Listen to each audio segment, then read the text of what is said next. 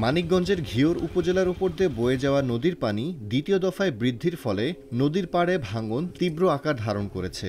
গত ২ সপ্তাহে ভাঙনের কবলে ইতিমধ্যে অর্ধশত বসতবাড়ি নদীগর্ভে বিলীন হয়ে গেছে। আমার থাকার মতো কোনো উপলক্ষ নাই। মুখে আছি, ধরবো এই বাড়ি ধরবো, এই পজিশনে রয়েছি। আমাকে এখন কোনো পরিস্থিতি নাই, আমরা আছি অসহায়ের মধ্যে।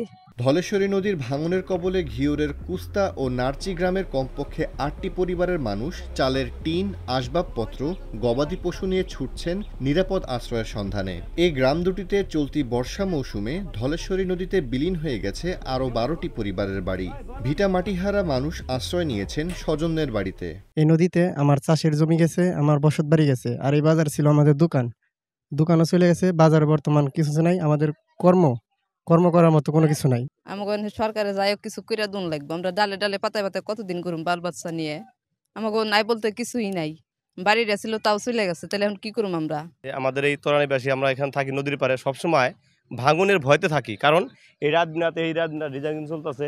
তারপরে দেখেন আমাদের যে অবস্থা, এই যে ভাঙনে চলতেছে, রাত্রে আমরা ঘুমাই দিয়ে পারি না। এদিকে উপজেলায় অন্তত ২০টি বসতবাড়ি, ২ কিলোমিটার রাস্তা ও ফসলি জমি কালীগঙ্গা নদীর ভাঙনের কবলে পড়েছে। নদীর পাড়ের এসব মানুষের দিন কাটছে ভাঙনের আতঙ্কে। আমরা অতি গুরুত্বর সাথে কাজ করতেছি। তো আশা করি অতি দ্রুতই নদী ভাঙনটা থেমে যাবে। নদী ভাঙন এলাকায় বস্তা ফেলছি, নদীর দ্রুত ফিরে যায়। ভাঙন কবলিত ৬টি স্থানে ভাঙন রোধে প্রায় ২ কোটি টাকার প্রকল্পে ৪০,০০০ জিও ব্যাগ ফেলাসহ অন্যান্য কাজ শুরু হয়েছে। এসব জায়গায় আমরা জিও ব্যাগ ফেলে ইতিমধ্যে কাজ শুরু করেছি। তার মধ্যে বন্দর, সিদ্ধার্থনগর বন্দর এবং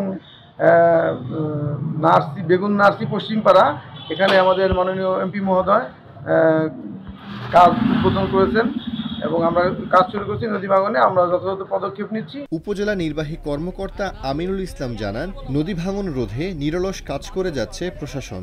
যে পয়েন্টে বেশি ভাঙন প্রবণ হচ্ছে সেই সমস্ত জায়গাগুলো আমরা পরিদর্শন করছি, আমাদের জনপ্রতিনিধিরা পরিদর্শন করছে এবং আমরা পরিদর্শনের সাপেক্ষে আমরা দ্রুত পানি উন্নয়ন বোর্ডকে অবহিত করছি এবং তাদের মাধ্যমে এমার্জেন্সি সেখানে বালুর বস্তা থেকে শুরু করে অন্যান্য প্রয়োজনীয় পদক্ষেপ আমরা নিচ্ছি।